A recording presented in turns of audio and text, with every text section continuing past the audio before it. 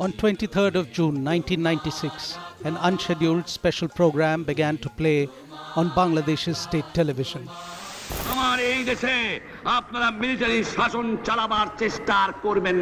To the disbelief of millions of Bangladeshis, the program prominently featured Sheikh Mujibur Rahman, the man who had once been known as the liberator of Bangladesh, the man whose entire family, save 2 daughters, had been gunned down in a coup. For 21 years, Sheikh Mujib had been depicted as a monster, and every effort was made to literally obliterate his name from history books.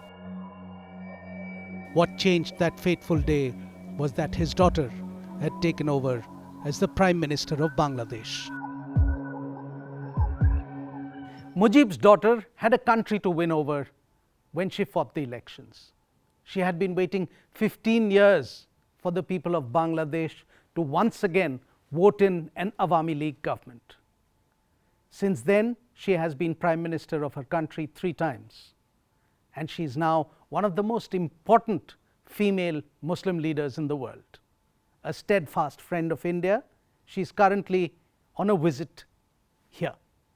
Our person of interest this week is Sheikh Hasina Wajid, the Prime Minister of Bangladesh.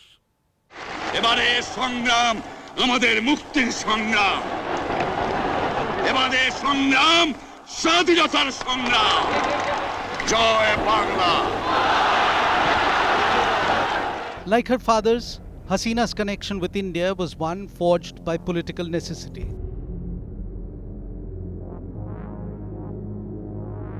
If Mujib took asylum in India to fight the tyranny of West Pakistan over East Pakistan, Hasina took refuge when her entire family got wiped out.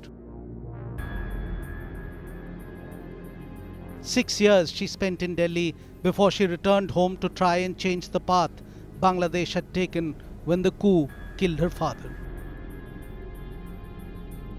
Pranab Babu was sent by Indira Gandhi to Germany to bring back Hasina, because in her estimation there was a political vacuum after Sheikh Mujib's assassination. There was no one else to, hold the reins of the party, hold the party together, and because Ziaur Rahman was riding roughshod over Awami League, was killing, left, right and center all its grassroots level leaders. So Indira Gandhi wanted Hasina to, get back to Bangladesh.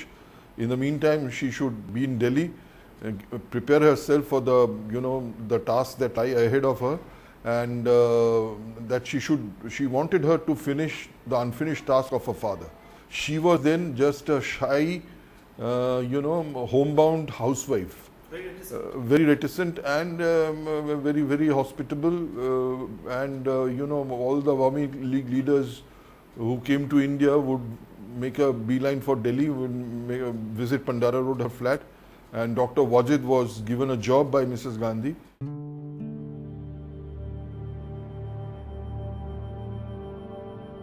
As Prime Minister, Hasina is recognized by the international community as being behind uplifting Bangladesh's image. She is credited with strengthening the ties with Bangladesh's neighbors, and she is seen as a leader who is leading her country out of economic despair. But over and above everything else, Sheikh Hasina is credited with patching up ties with India. We've had better relations with Sheikh Hasina's Awami League than we've had with Khaleda Zia's Bangladesh Nationalist Party. Both economically, there's better total trade than ever before, and politically, where Hasina has definitely helped India. India and Bangladesh have been considerably close, both historically and culturally. The role that India played in the Bangladesh Liberation War of 1971 is inseparable from the country's history.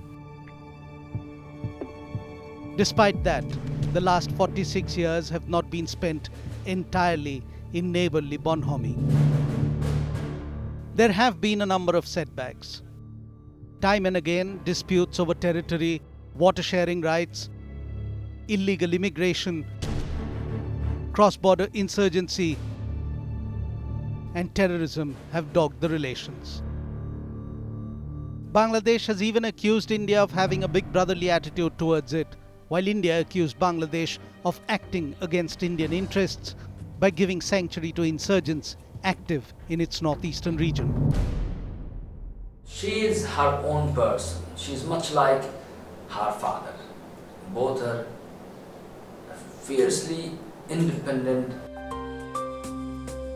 Except for a small southeastern slip of land, Bangladesh is surrounded by India on 3 sides and by the sea on the 4th. Sheikh Hasina may well be aware of the importance of India, but she has never allowed her country's friendship to be taken for granted, nor to be dismissed as being of no consequence. And that is where lies the strength of this Prime Minister of Bangladesh. Recently, she turned down India's request for a 25-year defense treaty. But no one can argue that a government has gone more than the extra mile to help India. It cracked down on militants, on fake currency coming into India. It allowed easy transit to the northeast. The way she has handed over the Ulfa leaders, the Tripura insurgent leaders and others, by that the way she has shared intelligence on the various Islamic militant groups with India, she has given enough proof that she is India's most trusted ally. But under Sheikh Hasina, Bangladesh also does not want to be solely dependent on India. And when it comes to offering deals, China is never far away. Bangladesh purchased 2 submarines from China at a reportedly very competitive price of $24 billion. The deal was inked in 2013, but Delhi's hackles were certainly raised when the first submarine got delivered in November 2016. Hasina wants to reduce Bangladesh's over-dependence on China for buying arms and ammunition.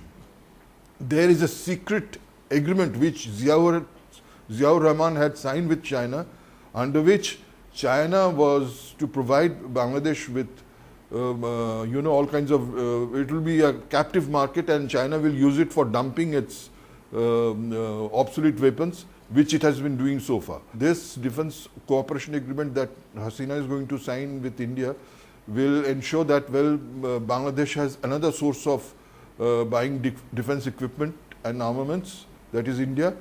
But Bangladesh, she's also, there is a kind of a fear, psychosis that India also sells a lot of arms to Myanmar, that these arms might be used against Bangladesh by the Myanmaris. I think that is somewhat misplaced. The fear is not as real as they think it to be. 3 years after the birth of Bangladesh as an independent nation, its then Prime Minister Sheikh Mujib Rahman had signed a land boundary agreement with the then Indian Prime Minister Indira Gandhi. Its aim was to exchange enclaves that lay in each other's official territories and simplify the international border between the two countries. But the very fact that it took over 4 decades for a revised version of this agreement to be adopted is a telling comment on the way the relations have developed between the two nations. Meanwhile, the water disputes still remain unresolved. This time, the problem is that the water is so, quantum of water available in the lean season is so poor that, we have to think of some other solutions to augment the flow during the lean season. So it's not that it is nothing, the problem is not insurmountable, but then there has to be a kind of a give and take policy, both the countries. But if she is able to get an acceptable solution so far as Teesta is concerned, it will vastly improve her electoral prospects. And it all depends on Mr. Narendra Modi's, our Prime Minister's statesmanship and his diplomatic skill to bring around Mamata on an agreement, on an acceptable agreement. However, in the past few years, there have been encouraging developments on the economic front. Bilateral trade has risen to more than $7 billion between the two countries. The current visit by Sheikh Hasina to India is her first state visit to India in the last 7 years. Post Narendra Modi's Dhaka visit in 2015, the ties have been on an upswing and have only changed the tone and tenor of the relationship for the better. Like her father, Hasina was involved in politics since her student days. She was a graduate of the Dhaka University in 1973, and she had been active in student politics at Dhaka University. Years later, when she was Prime Minister, she once said that being a student also means taking part in student politics.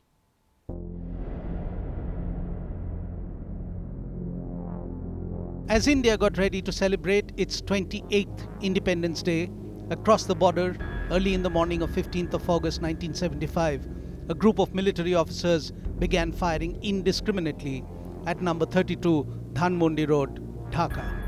Bangabandhu Sheikh Mujibur Rahman, the president of the newly created country of Bangladesh, was brutally murdered. Only 2 members of his family survived: his daughters Sheikh Hasina and Sheikh Rehana, who were in West Germany at that time. The sisters had no other option but to seek refuge with the Indian government. They were flown to India, and in self-imposed exile, Hasina lived in New Delhi, putting back the pieces of her life. It must have been difficult, but gathering her resources, she fought back till she returned to the land her father fought to free, Bangladesh.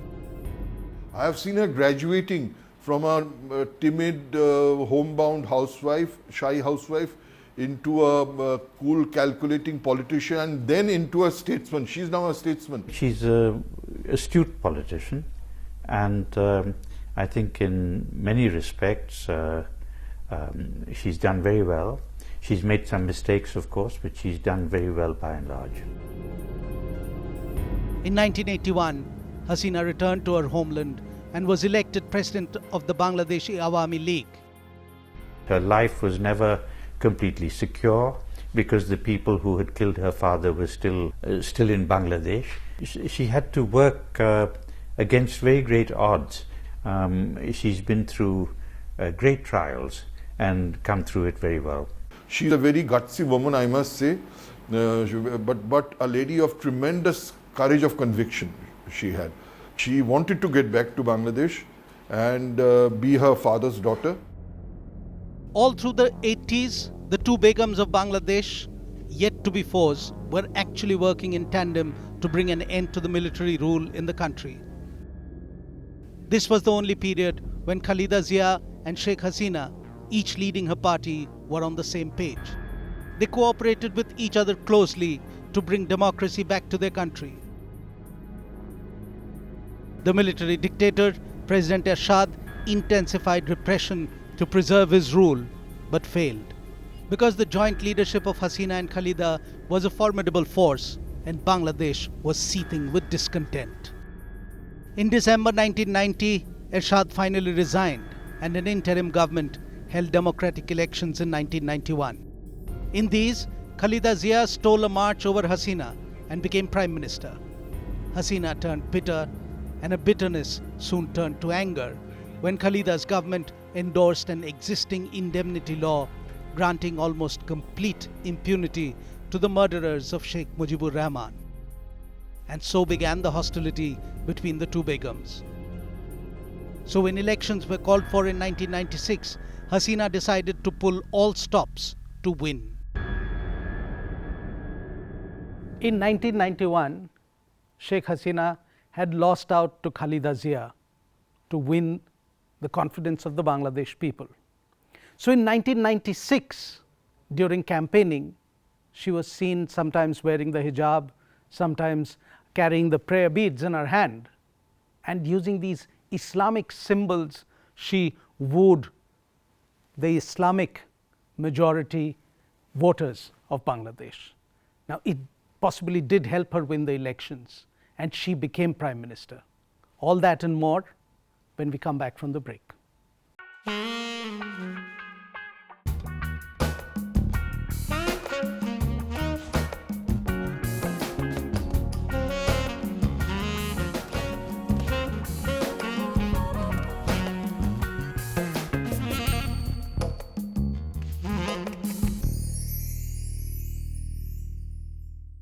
In February 2013, something remarkable happened in Bangladesh.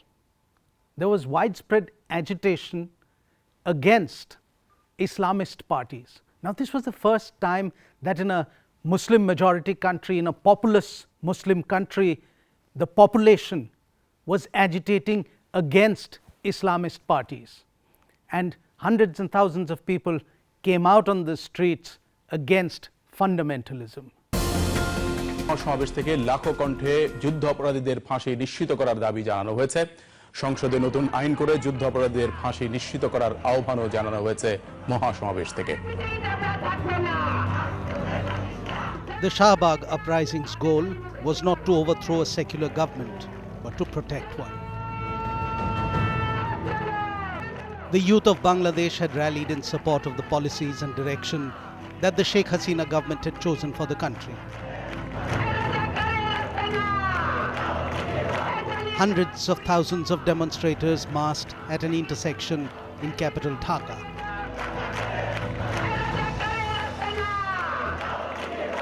Led by the youth and fueled over social media, they were demanding the death penalty for those who committed war crimes during Bangladesh's bloody battle for independence from Pakistan more than 4 decades ago. Her government failed to act decisively in 2012, 13 or 14 when these attacks took place on the so-called bloggers, secular bloggers or non-secular bloggers or anyone, the foreigners and other people. When it came to foreigners, yes, they tried to be hyperactive, the government officials and police, but when it came to bloggers, the actions were not that decisive. At least she was not seen, or at least her government was not seen to be very serious about it.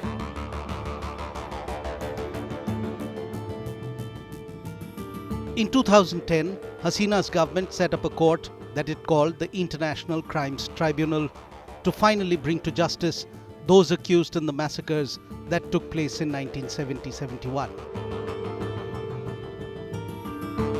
In her second stint as Prime Minister, Sheikh Hasina had the mandate to follow through on a demand that was close to the hearts and minds of millions of her country people.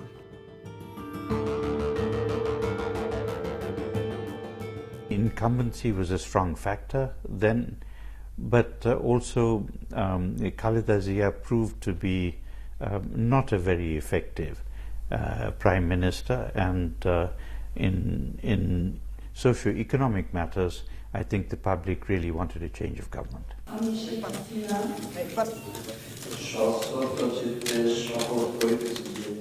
In 1996, when Hasina became Prime Minister for the first time, Bangladesh had just seen one democratically elected government after a 2-decade-long military rule.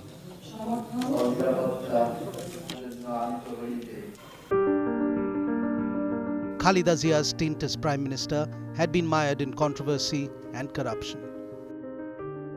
Hasina needed smaller parties to support her cause, so her first stint had to do more with compromise and building on her secular credentials, something which did not win her the elections that came 5 years later. The Bangladesh National Party won and Khaleda was Prime Minister again.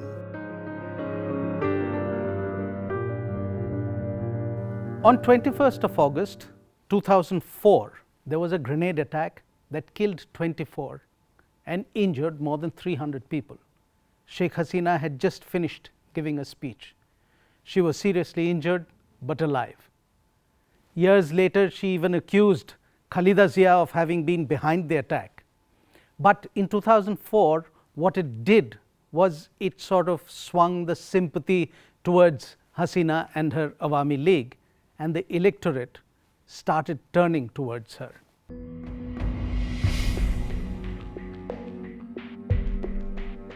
Hasina mobilized her party to defeat the BNP. What followed were protests, strikes, political unrest, fear, and a sharp increase in violence.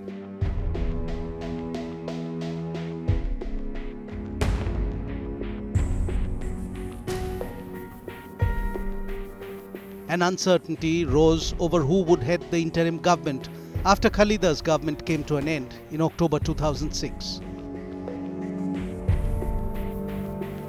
In 2007, Hasina's Awami League and 18 other smaller parties declared they would boycott the general elections of January 2007. The animosity between Sheikh Hasina and Khalida Zia was greater than ever. The Battle of the Begums, as it was called, had peaked.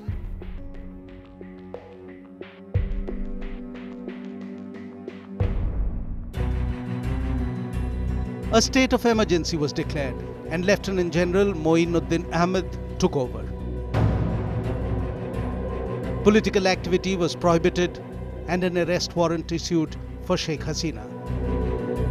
On 16th of July 2007, Hasina was arrested at her home and taken before a local court in Dhaka. She was accused of extortion and corruption charges relating to her time in office from 1996 to 2001. Denied bail and held in a building converted into a jail on the premises of the National Parliament, Hasina denied any crime and claimed the arrest was a conspiracy to expel her from politics.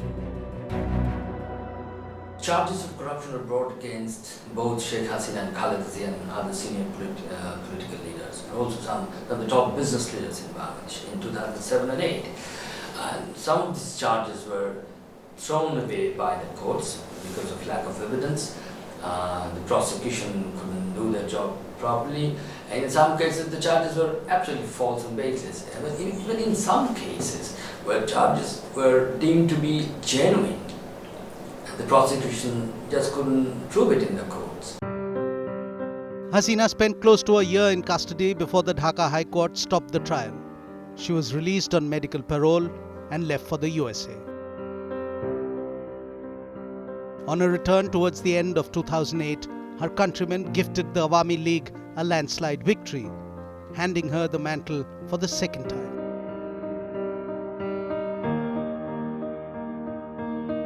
Part of the reason for the victory was the Awami League's promise to bring justice to those responsible for killing hundreds of thousands of civilians in 1971.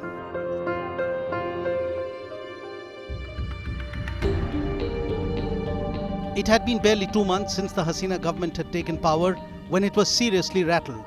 The lower ranks of the Bangladesh Rifles mutinied, and for several hours it seemed that a coup was being attempted.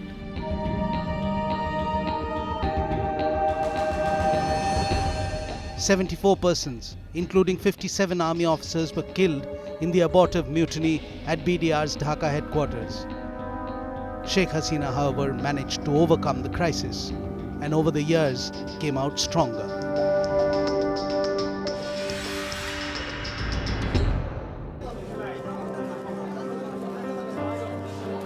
Hasina won the elections again in 2014, and her Awami League got a majority because most of the opposition boycotted the elections.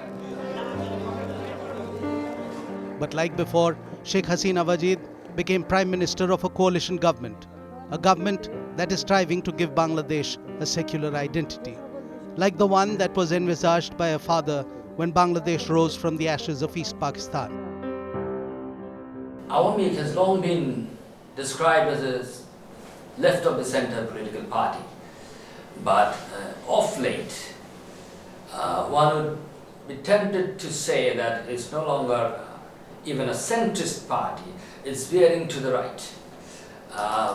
The recent changes in the textbooks and her hobnobbing with the right, trying to appease the section of the right, not all the rightist elements in this country, a section of the right, taking the party to the right, more to the right than to the left.